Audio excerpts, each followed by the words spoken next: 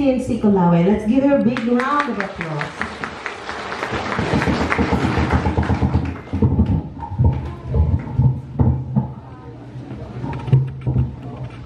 Maayong buntag sa tanan. Pinon Police Provincial Office sa 1997 Papanarig Ladies and Multiple Intelligence International School. This will benefit the indigenous people students in Bukidnon. So thank you for making a difference. Wow, Ira, Kai. Farm School, Barangay Bangkod, Balay City, signed yours truly, and Police Colonel Judith Culaue. The same certificate of participation is given to Mary Francesca Rafael C. Cardino. Also to Amber Eunice B. Gonzalez.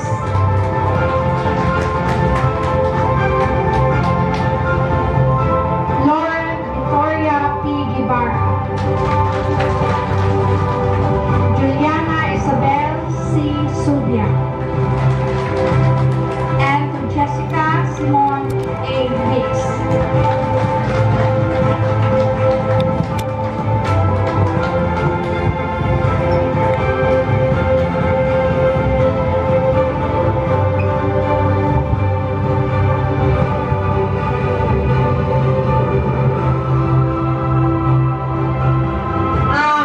This time, would like to give award token to Ma'am Joy and Ma'am Sharon as our papakita ng aming gratitude for your support sa aming outreach and for the contribution na binigay niyo po sa mga books and of course yung 50 blankets for the yung late students na walang mga kumot na pumunta dito sa school.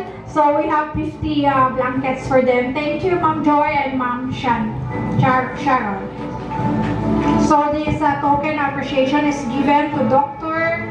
Mary Joy Canon Abakin, the founding directress of the Multiple Intelligence International School, and also to Ms. Sharon D. Canon, the director for administrative services of the same school.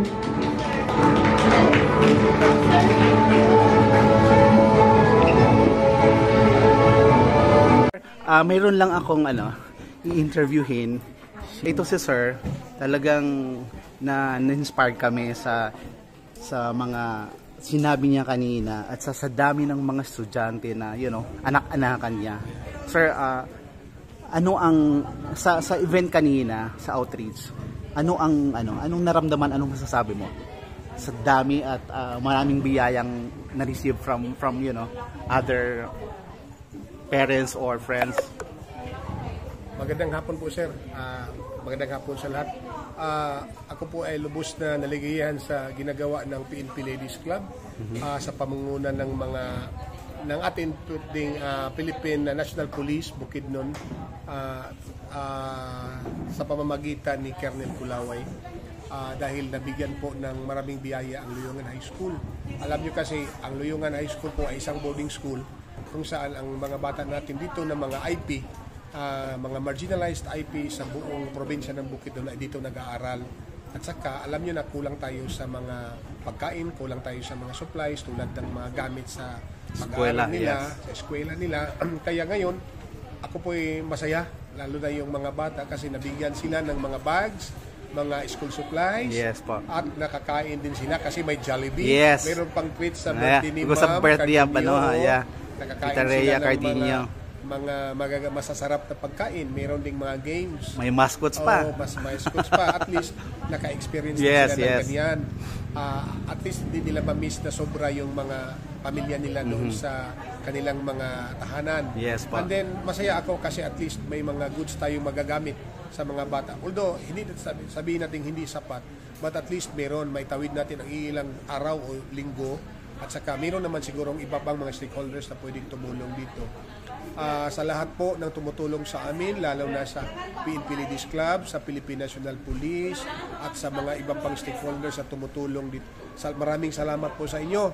Ipagdasal po namin na patuloy kayong bigyan ng magandang kalusugan at mga biyaya ng Panginoon natin para maipagpatuloy ninyo yung generosity ninyo, yung pagkamatulungin niyo sa kapwa, lalo na sa mga estudyante natin dito sa Luyungan High School, nangangailangan talaga ng tulong dahil sila din ay may pangarap din sa buhay. Thank you po din sir sa inyong presensya dahil medyo naligayahan din mga bata na nakakita sila ng mga tao na hindi katulad nila sa tribo nila at nakita nila na masaya din kayo nakipagsama-sama. Alright, sir. Thank you po, sir. Maraming salamat. Hello po, magandang hapon. Naiintindihan nyo naman po ang Tagalog, no? Konti lang. Okay. Kumusta po kayo? Okay naman. Okay. So, eto, Common. ano po ang masasabi nyo ngayon sa nangyari ngayon itong outreach program na to? Para sa inyo po talaga to lahat dito. So, ang aking kasabi, maraming salamat sa nangyari ko yan. May tulong sa mga kabataan sa tribo. Sa ngayon sa edukasyon. Madating nila ilang pangarap sa ilang buhay. Na nag-enjoy naman po kayo, nasiyahan po kayo sa nangyari, na masaya yung mga bata at hindi lang kayo, even mga magulang. Kung enjoy lang, so, grabe kayong pagka-enjoy sa mga bata o kami mga magulang, enjoy. Nandito rin po ba yung mga anak niyo? I mean, kasama po dyan? Mayroon aking anak. So, meaning po, dito rin po kayo nakatira dito sa loob ng ng community na ito. O malayo. Malayo ang amin. Malayo po. Sa kabilang munisipal. Okay po. So anong bayan po? Anong Yung bayan ng Kabanglasan, barangay ng Kananga ng aming pinagalingan. So lahat po doon nakatira Katutubo. Boundary na sa Nang doon nakatira kasi may 60% na Katutubo, 40% pala ang Bisaya. Talaga po. So meaning hindi lang kayo, may halo na rin po. So, O gaano po kalayo mula po dito pabalik doon sa lugar niyo? talaga darating ng halos 2 oras. Ay, ganoon. So meaning talagang sinacrifice niyo pumunta dito para sa ganitong pagkakataon Kami po ay sobrang nagagalak at nakarating kayo at naibahagi yung kaalaman ng mga bata at natulungan din po sila. Ngunit ngayon, ang masasabi ko lang po ay maraming salamat kasi dito ang tumutulong nagkaiba-ibang ahensya. Opo. So, yun ang aming pag-asa. Kung maayos lang ang mag-aaral ng mga bata, talagang matatapos sila Opo, kailangan lang talaga suportahan sila. At naniniwala naman tayo ang kabataan ang pag-asa ng bayan. Di ba? Sabi nga Dr. Jose Rizal. Totoo. Kasi kaming mga matanda na Opo. samang araw ay madali na ang sumasalop. Ay, So yung mga bata, yun ang mataas pang pag-asa natin na sa kanila ay makagawa pa sila ng mabuti at para sa bayan. Opo, tama po. So, kung mamarapatin po, ilang taon na po kayo ngayon? Dito, Kayo po, edad nyo po sa ngayon? 56. 56. Tama po.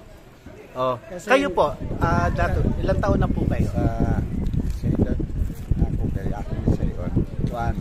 Sa 63. Okay, so you're na 63. So ang tawag ko po kasi sa mga ganitong ganyang edad, ang tawag ko diyan mga lumang tao. Yung umabot kayo ng ganyang edad, talagang bihira na yung mga kabataan na gano'n. Tatlong driver leader nagkaiba-iba ni Juan. Sa akin wala pa rin. So meaning kayo po yung mga leader ng mga ng katutubo dito, yung mga dato. Kayo po talaga. Isa rami barangay Okay. sa akin ito nakatira sa boundary sa akin nanonood sa Alright. So the good thing, nakakapagsalita din po kayo ng Tagalog, hindi lang yung lingwahe nyo. di ba? At least nagkakaintindihan tayo ngayon. Sunod-sunod tinawagan.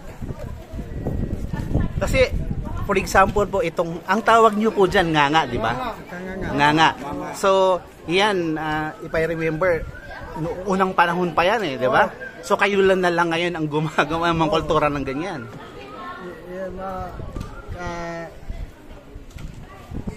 Yung mga bata sa amin ngayon, hindi na lahat. Hindi na alam. O mayroon lang ilan-ilan. Ilan-ilan lang. Okay. Sige po. Maraming salamat po sa pagkakataon na ito. At kayo naibahagi namin at naikwento nyo rin po. Sa aming mga elder, mga magulang, ipatuloy namin yung pagmamahal. May pa namin sa pagkuha ng experience. Sige po. Maraming salamat po. Maraming salamat po. Thank you po. Thank you po. Thank you. So, ay tatanong ko lang po. Ang inyo bang ang tawag po sa inyo, Muslim po ba kayo, no? Hindi. Ano po? Umayam nung tribe. Okay. Umayam nun. So, it's not Islam, no? Hindi Islam. Hindi. Totoong katutubo. Totoo talaga. Sige po. Thank you. Maraming salamat. Thank you po.